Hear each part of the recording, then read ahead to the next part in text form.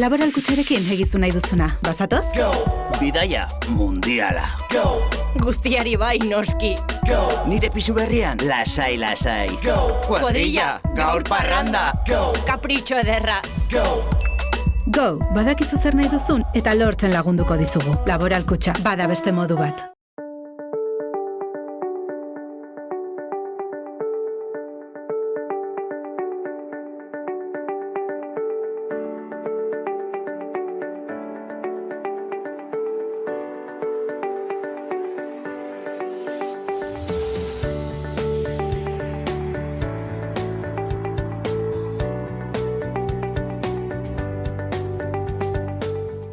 Kaixo eta ongi etorriak saio berri batera, gaur uztailak 4, osteguna, elkarrizketa bakarra izango dugu. Gaurkoan gure ohiko kolaboratzailea den Javier Mangadorekin egongo gara eta aurreko saioan hasi genuen gaia, aurre Sanferminak, horrekin jarraituko dugu. Baina honekin hasi baino lehen goazen betiko edukiarekin. Guazen gaurko efemerideekin.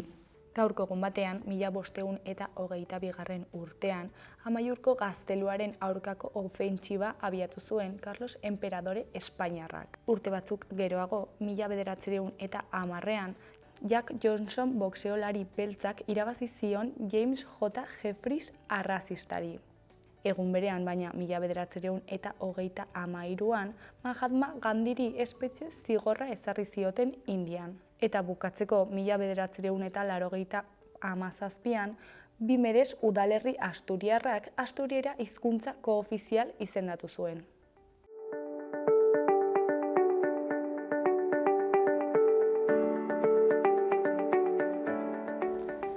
Ikus dezagun gaurko egunkarien azalek zer dioten. Diario de Noticiasen titular nagusian hezkuntza sailak 3.480 bitarteko langile kontratatuko ditu datorren ikasturterako, 172 milioiren truke. 1135 maisu postu beteko ditu, 2114 bigarren hezkuntzarako irakasleenak, 87 LH-ko ziklo berrienak eta 240 asistentzia langileenak. Jimeno Kontseilariak esan du ez duela eskola jardunaldiari buruzko foru agindua aldatzeko asmorik. Argazki nagusian, espedizioa Orkoienera iristen. Titularrean, oporrak Saharako gogorkerietatik urrun. 93 adingabe iritsi dira Nafarroara.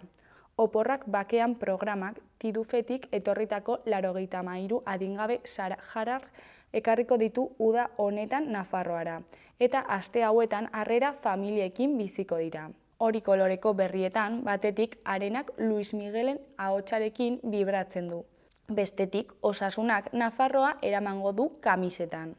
Gainera, Mark Cavendishek Maersk gainditu du. Iruñeko berrietan alde batetik 100 nafar lehen sektorearen sartuko dira 2024an.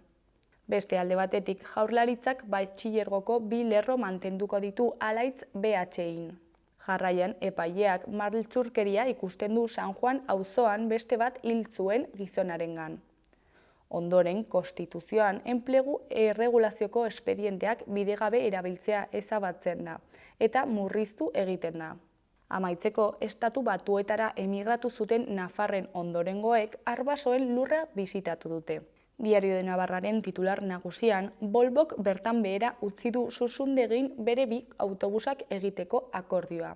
Suediako multinazionalak ekonomikoki bidera ezina dela uste du orain. Argazki nagusian, Luis Miguel abeslari mexikarra Navarra arenako oholtza gainean. Titularrean, Luis Miguelek maite mintzen du. Ezkerreko berrietan, batetik ostalaritza irekieren esprinta Iruñean. Bestetik, argazkian Osasunako kamiseta berria. Osasunak Nafarroako ikurrak dituen kamiseta berria bete du. Bardeak, kaikua, alkatxofa, zapia, eguzkilorea, eskupilota edo joaldunak elastikoan ageri dira. Goiko berrietan, alde batetik, Aguadok Morante ordezten du zezenaren ferian. Beste alde batetik, Ablitasek mosaiko erromatarra du. Bukatzeko Asier Martínez Pariseko jokoetan izango da. Gara egunkariaren titular nagusian, Madrilek asiloa ukatu dio Loiun 10 egun atxikita daramatzan saharar bati. Gazte aktivistaren defentsak Espainiako Auzitegi Nazionalera jo du. Deportatzeko arriskua berehalakoa da, naiz eta NBren errefuxiatuentzako agentziak uste duen babesa merezi duela. Argazki nagusian Tadej Pogacar eta Mark Cavendish elkar besarkatzen. Titularrean Cavendish ate handitik sartu da txirrindularitzaren Olinpoan. Beheko berrietan, alde batetik, Sunak alderdiak gehiengo laborista saihestea eskatu du Starmerren garaipenaren aurrean. Beste alde batetik, Israelek Palestinako lurren usurpazio handiena iragarri du 3 hamarkada baino gehiagotan. Ezkerreko berrietan, batetik Euskal Barrutiak ohiko eskemenetatik at. Azken hamarkadetan ez bezala, igande honetan ez da buruz burukorik egongo ez 4. ez 6. barrutian. Lehia 3 artean izango baita. Bestetik, HTaren lotura estatuak erabakiko du. Berriaren titular nagusian, Peio Etxelekuk eta EHJko 3 hautagaiek Fronte Popular berriari emango diote botoa igandean. Frantziako Asamblearako bozen 2. itzulian eskuin muturraren mehatxuari aurre egiteko hartu dute erabaki hori, eta Peio Dufauri konfiantza agertu diote. Christian de Bezek parez pare jarri ditu RN eta NDF hurrengo hau esanez. Izurritearen eta koleraren artean autua egitea da. Argazki nagusian, Larry, Downing Streeteko 10. zenbakiko katua, atarian. Titularrean laboristak ate joka. Erresuma Batuan komunen ganberako bozak dituzte gaur eta alderdi laboristaren gehiengo osoa zenbateko izango den horixe dago argitzeko. Eskuineko argazkian Julia Xerxeba ikuspegiko zuzendaria dugu. Honen hitzetan, diskriminazioen desagertzea gizartearen esku dago eta hartgatik ispilu baten aurrean jarri behar dugu. Goiko berrian, Frantziako turrean etapa garaipen gehien dituen txirrindularia bilakatu den Cavendish. 35 lortu ditu atzokoarekin. Ezkerreko berrietan, alde batetik Loiun 10 egunez atxiki duen sahararra Marokora bidalia izateko arriskuan. Beste alde batetik, euskarazko azpidatziak jarri dizkie filmenek 100tik gora filmi. Jarraian, 37,5 ordu astean. Uztailean lotuta utzi nahi du lanaldi murrizketa Espainiako gobernuak. Ondoren, ilusioarekin dator Pablo Laso Baskoiara. Azkenik, udako seriaren 3. atala Drajaren hegalaren atzean. Euskal Herria irratiaren titular nagusian, Peio Reparazen hitzetan, bertako taldeek Gazteluko plaza bete dezaketela erakutsiko dugu San Ferminetan. Uztailaren 8an, 12 laurden gutxietan, emanen duen kontzertua hitzordu garrantzitsuenetakotzat du Zetak taldeak udako agendan. Eskuineko berrietan, alde batetik, Nafarroako garbiketa sektoreko hitzarmenaren aurreakordioa sinatu dute Comisiones Obreras eta Lab sindikatuek. Hitzarmen berriak soldaten igoerarako KPI-aren erreferentzia berreskuratzen du. Urteko lanaldian orduen jaitsiera barne hartzen du eta lanaldiak luzatzeko izpide argi eta objektibo bat ezartzen du. Beste alde batetik, Unai Irigaien hitzetan, Pirinioaren eta gobernuaren arteko distantzia handitu egin da. Atzo batzarra izan zuten Pirinioetan. Kezkatuta daude herri horietako bizilagunak zonaldea sustatzeko Nafarroako gobernuak abian duen plana ez delako nahi bezain beste garatzen ari. Ahaztuak sentitzen gara, esan du Auritzeko alkate Unai Irigaraik.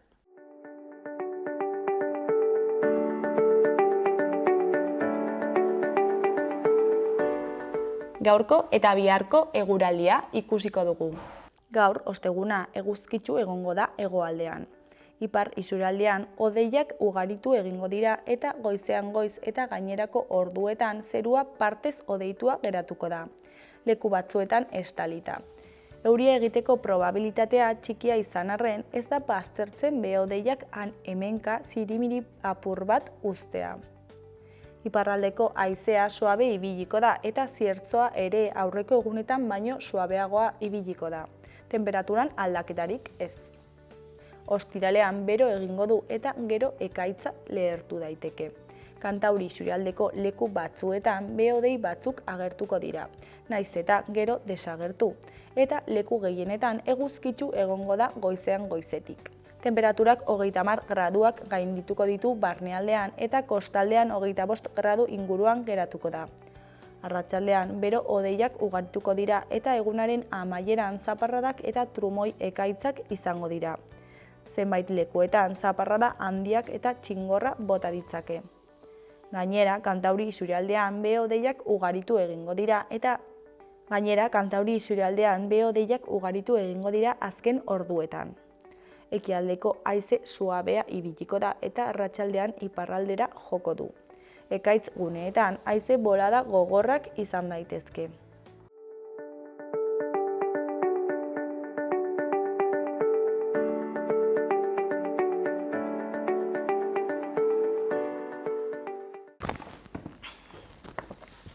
Grabatzen.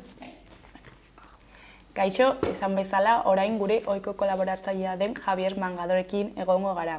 Kaixo, zer moduz? Ongi eta zuek? Oso ongi, hemen. Hemen San Ferminetako bezperan ez, ja, Bai. Metzetetako bezperan gaude. Bai, oso gutxi falta da, ja. Oso gutxi falta da, bai. Aurreko egunean geratu ginen pixka bat San Ferminetako atean bertan ez, aurreko zera ospakizunak edo ohitura zaharrak eta hola. Ordan igual gaur bukatuko dugu gai hau eta pixka bat, ja San Ferminei begira, ja, gutxi falta da, orduan, gogoratzeko pixka bat nolakoa izango den, batez ere ez. Orduan geratu ginen,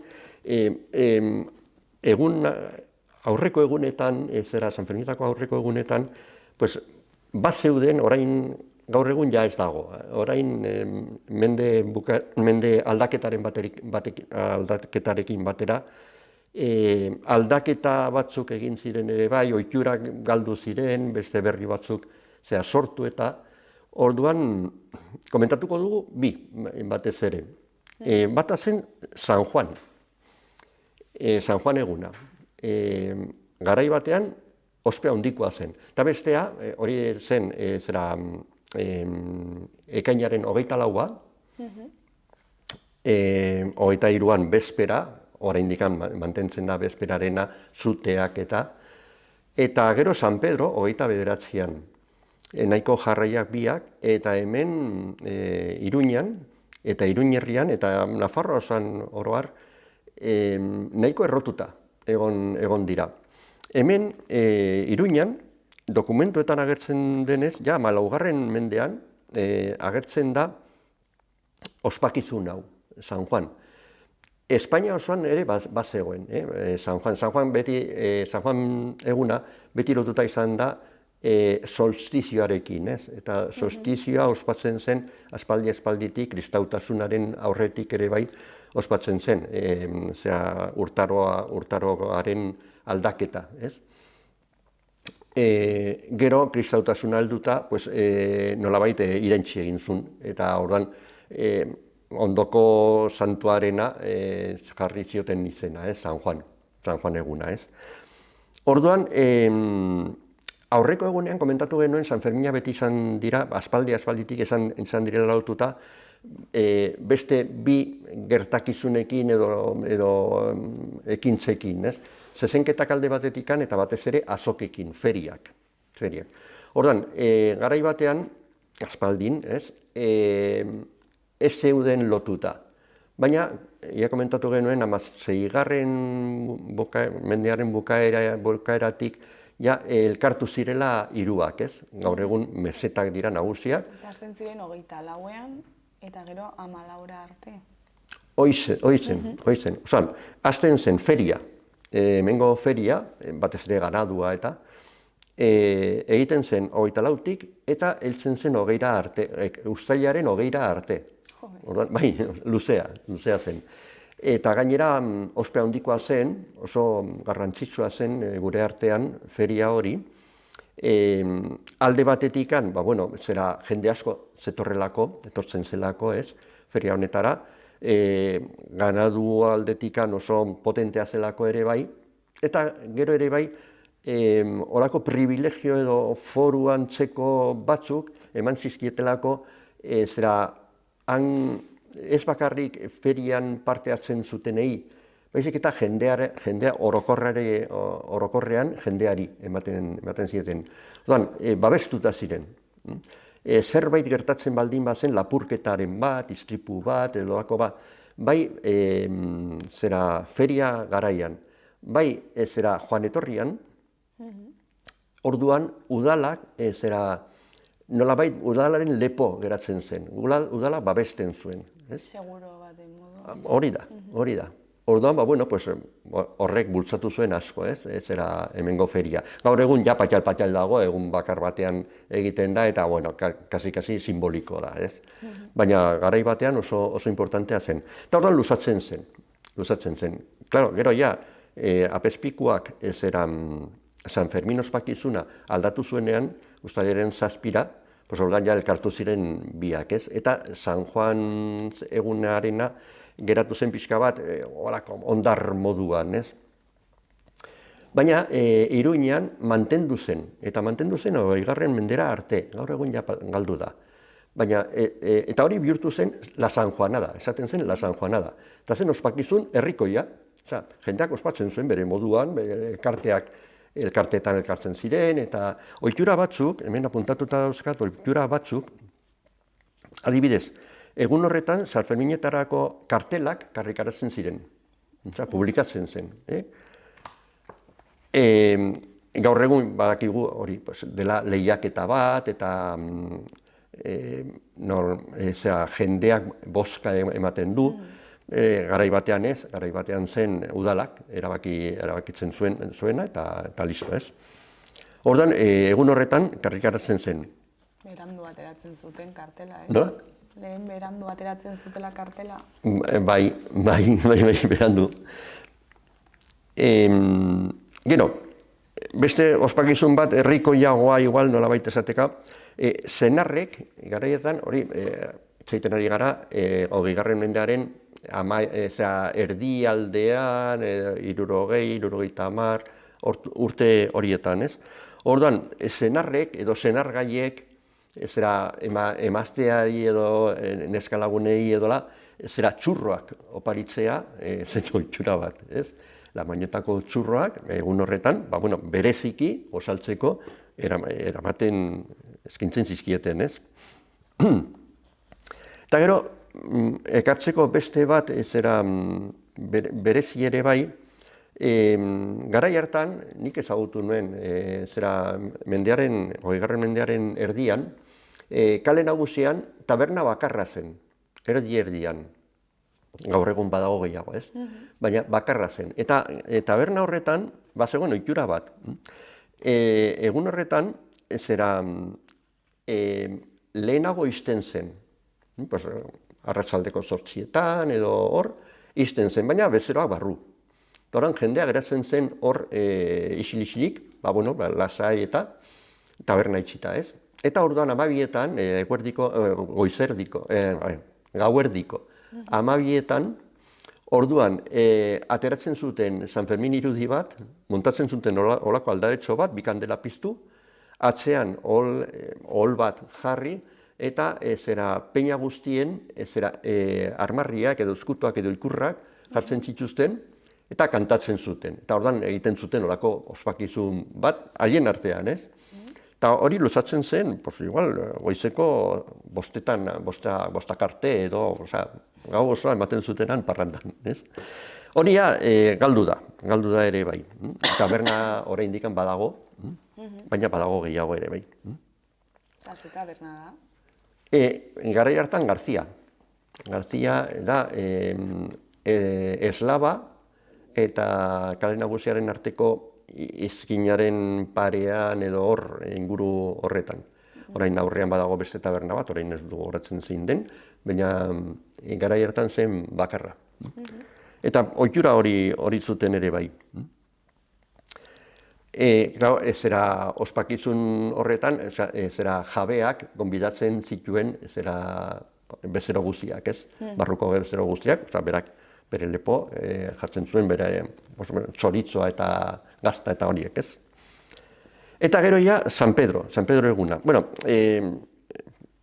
Hori aipatu baino lehen, komentatu ere bai, hemen San Juan izan dela oso santu maitatua, Espainia osoan izan da, baina hemen bereziki maitatua, zegoelako, Arresitatik kanpo, zegoelako olako ermita bat, San Juan de la Cadena, gaur egun desagertuta dagoena, baina ingurua, han badago kale bat, eta izen hori mantentzen da, San Juan de la Cadena. Eta hortik izena hartu zuen auzo osoak. Osea, auzoa garatu zenean, San Juan auzoa, Don Ibane auzoa, izena hartu zuen hortik. Orduan ospe handikoa izan da, bere romeria eta dena egiten zuten. Gaur egun dago justizia jauregia inguru horretan, zonalde horretan zen. Eta hori, Arresitatik kanpo. Gero ja komentatu genuen Arresitatik kanpo babesteko debekatuta zegoela eraikitzea eta lurrak lantzea ere bai. Orduan, han zeuden batez ere independentzia gerraren inguruan eta ondoren eta hola, frantsesen mehatxua zen oso potentea eta orduan lege hori aplikatu zen oso zorrotz. Eta orduan, bertan, kanpoan zeuden konbentu gehienak, jaia guztiak, eta ermitak eta holak desagertu ziren. Eta San Juan de la Cadena ere bai desagertu zen garai hartan. Eta gero San Pedro, komentatu dugu. Handik egun gutxitara, San Pedro, San Juan egunean orain batez ere geratzen dena da suteak, baina bezperan. Horrek ere badu jatorria, bere jatorria da logikoki mitologikoa, ez da kristaua, eta orduan horregatik, bezperan ospatzen da, udaren etorrera ospatzeko, eta, gauza horiek, ez? San Pedro, gaur egun Iruña ez da deus egin. Gaur egun ez, baina... Herrietan bai ospatzen dela, ez? Bai. Orain geratu da, edo elkarte batzuk, beren barrenean antolatzen dituzte, zerbait ospatzen dute, adibidez, Klub Natazionen jarraitzen da ospatzen, egiten dute festa berezi bat, kanpoko jendea sar daiteke, olako txartel berezi batekin, eta badaude elkarte batzuk oraindik ospatzen dituztenak, ospatzen dituenak. Baina, garai batean, askoz ere orokorragoa zen, kalera ateratzen zen, jendea eta hola, ospatzeko, ez? Eta hortik hartu zuen izena ere bai, La San Pedrada, ospatzen zen, La San Pedrada, bazen gau berezi bat, eta gau hori ez, ekainaren 28-29 arteko gaua, eta gau osa, ospatzen zen, kalean. Oso famatua bere momentuan, oso herrikoia izan zen, Los Amigos del Arte errondaia, ateratzen zelako, gauerdiko 12etatik aurrera, gau pasa, egiteko ez. Haiek zuten egoitza Kondestable Jauregian, gaur eguneko Kondestable Jauregian, bere momentuan, 20. mendean izan zen, etxe bizitzak goian, eta behian dendak, denda batzuk, eta orduan, hango etxe bizitza bat, lehenengo solairuan, horretzen dudanez, Los Amigos del Arte elkartearen egoitza zegoen, ez? Eta handik, alkoi luze batean bazegoen, eta horren agertzen zen, rondaila osoa, bazen batez ere gitarrak, bandurriak eta hola, ez? Eta hasten ziren kantatzen, eta gero kalez-kale ibiltzen ziren gau osoan, ez? Beti ere farol baten atzean. Ateratzen zuten olako farol bat, farolak izan dira ere bai oso tresna bereziak gure artean, prozesioetan, erromerietan, beti farolak ateratzen ziren, ez? Orduan, nolabait esateko inguru laiko batean atera zuten, hartu zuten ohitura hori, ez? Eta olako, prozesio antzekoa zen, ez? Musika kalez-kale ibiltzea, prozesio antzekoa da, eta orduan farol baten atzean, ez? gaur egun Los Auroros elkarteak jarraitzen dute ospakizun, ohitura horrekin, farol bat ateratzea. Eta orduan, beren farola ateratzen zuen, eta orduan kalez-kaleta jendea biltzen zen inguruan, eta hori guztio kantari eta parranda ederra egiten zuten. Hauek, klaro, bat ziren musikariak ziren, baina haien artean konpositoreak ere bat ziren, musika konpositoreak, eta orduan urtero estreinatzen zuten edo jota bat edo jota sorta batzuk, ez? Beti pixka bat zera kritikoak eta hola, zera batez ere agintariekin, ez? Agintaria zirikatzeko batez ere, ez? Humorez eta baina, ziriak botatzen, ez? Claro, garai hartan bat zegoen zentsura. Orduan, aldez aurretikan zentsura hori pasatu behar zen. Osea, kantatzeko joten letrak aurkeztu, gobernu zibilian, aurkeztu behar izaten zituzten, eta haiek baimena eman edo ez. Orduan, edo modifikatu letra, edo hitz hau ezin da esan, edo lako, zentsura gure garai honetan, zentsuraren kontua da pentsa ezina, ez? Baina garai hartan zen nahiko zorrotza, pelikula guztia, pasatu behar zituzten, antzeslanak ere bai, gidoiak, aldez aurretikan aurkeztu behar izaten ziren, orduan bazegoen trikimailoak haien artean, eta hizkera bikoitza, doble sentido esaten dena, eta hemen ere bai. Jota horiek baziren, esaten zuten gauza bat, orain gaur egun bertsolariak egiten duten bezala, ez? Esaten dute gauza bat, baina esan nahi dute beste gauza bat, eta holako, hitz joko horietan. Bai, orduan azkenean, pasatzeko, zentsura hori pasatzeko, ez? Hori bukatu zen 1976an, 76an, pentsa ezagun, nahiko berandu. Egun batean, hori beranduago, halako gau batean, 1982an, bi afari berezi egin ziren, San Pedrada horretan, Nabarrerian eta Gazteluko plazan. Eta zergatia izan zen, Gazteluko plazan, lurrazpiko parkina eraikitzen hasi zirelako, edo baimena emanda edola, eta orduan badakigu han aztarna arkeologikoak agertu zirela, eta orduan protesta izan zen, protesta herrikoia oso handia, sinadura bildu ziren, eta milaka agertu ziren. Orduan, ere bai, gau hartan egin zuten afari berezi bat, protesta. Zer ikusia zuen aurreko festarekin edo... Ez. Baziren, ohitura zen agintaria zirikatzea, ez? Eta hori izan zen, zirikatu baino protesta formal, jendetsua bihurtu zen.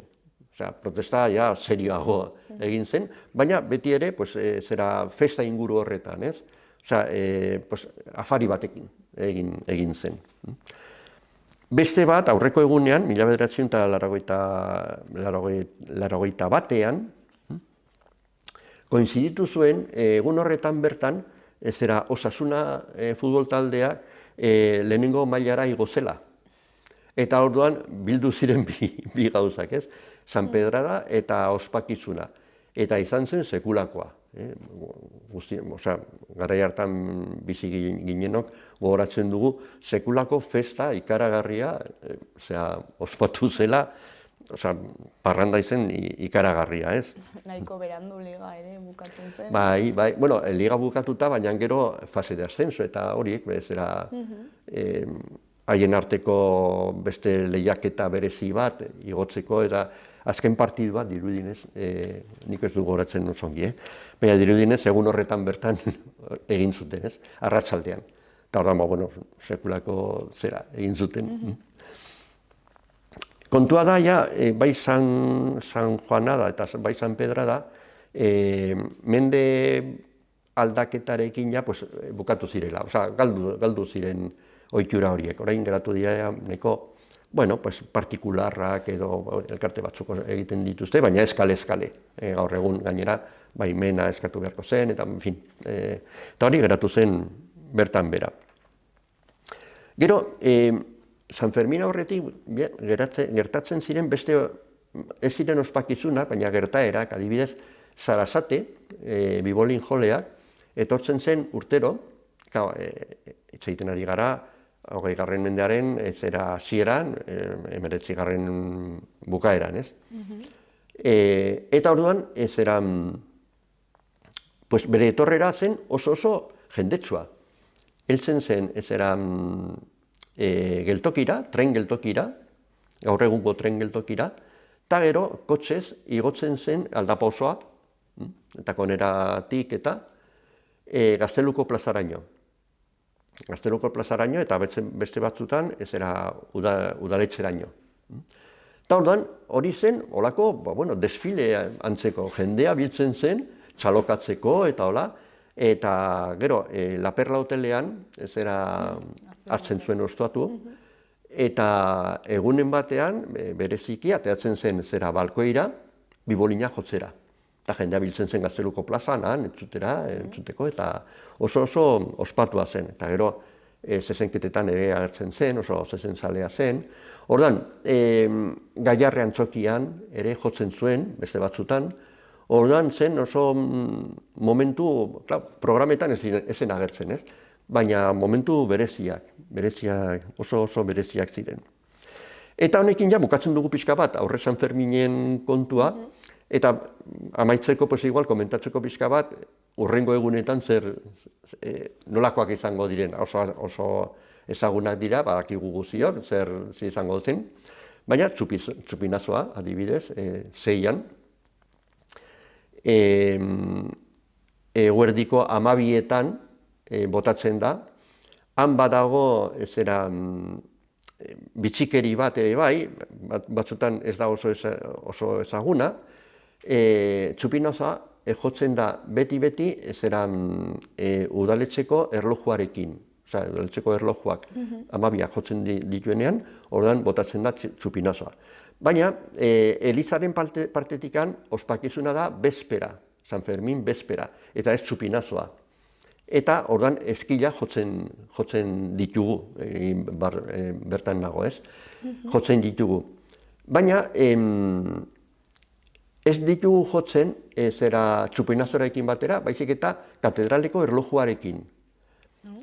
Normalean bat egiten dute, ez? Baina bateren batean ez. Eta orduan, igual, gerta daiteke eskilak txupinazo baino lehenago, edo gerta daiteke geroago, ez? Osa, ez dago erlazionatuta. Bata, katedralarena da bezpera ospatzeko, eta bestea da txupinazoa, mesetei hasiera emateko. Eta bereziki gertatu zitzaigun dela urte batzuk, txupinazoa luzatu zenean, zergatik, ikurriña handi bat zintzilikatu zituztelako alde batetik bestera. Eta orduan, goratzen dut, gu ginen dorrean, eskila jotzeko, eta, bueno, pues, 12 jo zituen, eta pan, jo genuen, beti bezala ez. Baina, bukatzean, elkarri, galditu genion, zuk ikusi duzu txupinazo, eta ikusten da, ez? Pues ez naiz konturatu, baina ez dute. Eta gainera, txupinazoa bakarra, baina gero zuziri gehiago botatzen dituzte. Pues ez dituzte botatzen, eta ez dituzte botatzen. Zer raro, pues zer gertatu da. Eta orduan, mobilak, norbaitek jarri zuen, eta ez dute bota, zer gertatzen da. Pues hau, eta agertu zen, ez? Badagoela ikurriña handi bat, eta orduan, kendu arte ez dute botako, eta orduan, momentu hartan oso desberdina izan zen, eskilak jo zituzten lehenago eta txupinazoa bere momentuan. Hor badago mantentzen da ere bai, oso bereiztuta zera ospakizun zibila eta ospakizun erlijiosoa. Bat egiten dute prozesioan, baina bakoitzak bere momentuak, bere formak, bere historiak badituzte. Eta gero hori bezpera, gero arratsaldean bezpera funtziora joaten da, zera udala, bertan biltzen da ere bai kabildoa, eta hori da funtzio erlijioso bat gaur egun ez lotuta dago zera zibilarekin, udala bera ez da joaten, joaten dira zinegotzi batzuk, eta alkatea bere momentuan ere bai, eta beste batzuk ez. Nolabait, eta horrekin batera, zegoen beste ospakizun herrikoia, eta zen riau. Gaur egun, mende honetan ez da egin. Ja, zera suspenditu zen aurreko mendean, luzatzen zelako asko, oso luzea zelako, ni garai hartan nengoen erraldoien konparsan, eta zen sekulakoa, igual ematen genituen zera 6 ordu kalean, bai, eta igual heltzen ziren Elizaraino, Santo Lorenzoraino, edo ez ziren heltzen. Han geunden, zain gainera. Erraldoiekin zer moduz? Nola? Erraldoiekin zer moduz? Ongi. Beste ordu. Ez, baina, utzita, lurrean, klaro, zain, badatoz, ez datoz, ala, dantza bat egin eta geratu eta hola egiten duela. Denboa pasa. Orduan, horiak kendu zen, eta orduan, hori galdu da tamalez, baina galdu egin da, ez? Eta gero, prozesioa da ja oso berezia, badu bere parafernalia, bere antolamendua oso, eta komentatzeko, labur komentatzeko, gauza bat da prozesioa bera, ospakizun erlijiosoa, meza barru, eta bestea da ingurukoa. Orduan, badaude, beti esaten da, prozesioa dena dela prozesioa, ez? Eta ez, prozesioa da zati bat, eta inguruan agertzen dira beste desfile antzeko batzuk, ez? Zergatik, prozesioa berez da zera erizaren kontua. Orduan, udala, eta agintariak eta, udala konbidatuta dago. Ez da protagonista da kabildoa. Orduan, udala konbidatuta dagoenez, zera egiten du nolabaiteko zeremonia edo, menalditxo bat nolabait esateko ez, eta joaten da, udaletxetik, katedralera. Kabildoa biltzera, hartzera. Eta orduan, desfile hori egiten da, musikarekin, erraldoiak, dantzariak dena, baina ez da prozesioa. Heltzen dira udaletxetik katedraleraino, han hartzen dute prest dago kabildoa bilduta, paisak eta galonjeak eta hola, eta elkarrekin ateratzen dira, baina hori ere ez da prozesioa. Denak elkarrekin joaten dira desfilean San Lorenzo Elizaraino. Eta orduan, han bai ateratzen da santua eta hasten da prozesioa. Eta orduan, elkarrekin, kale-eskale ematen dute buelta osoa hiru burgoetatik, Aintzineko hiru burgoetatik, Nabarreria jotzen dute zeharka, oso zeharka, Nabarreria beti izan da burgoa, nahiko baztertua eta jota gainera, ez? Orduan, ematen dute buelta osoa, San Anton Karrikatik, takoneratik, San Anton Karrikatik, Zapateria, gero ematen dute buelta kale nagusitik, berriz bueltatzeko, ez? Eta hori dena da prozesioa.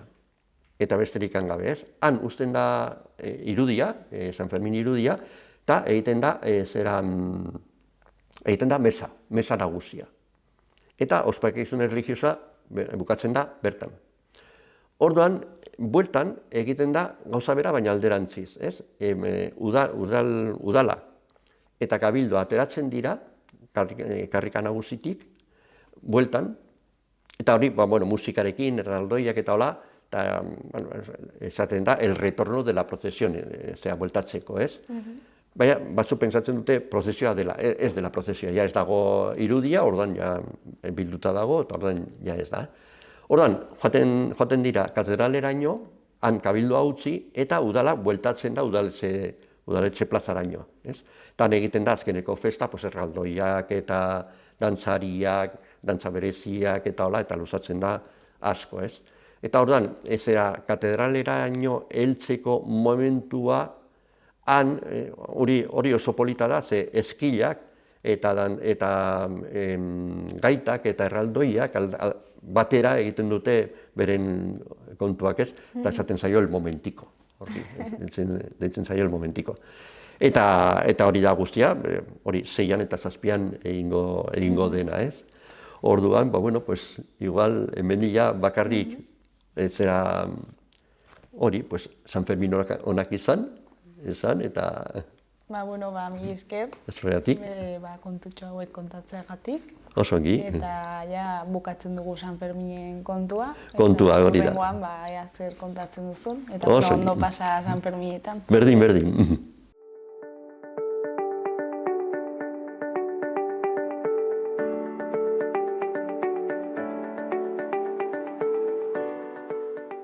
Gaurkoz, hau izan da dena, bihar itzuliko gara elkarrizketa eta eduki berriekin. Ondo segi, agur!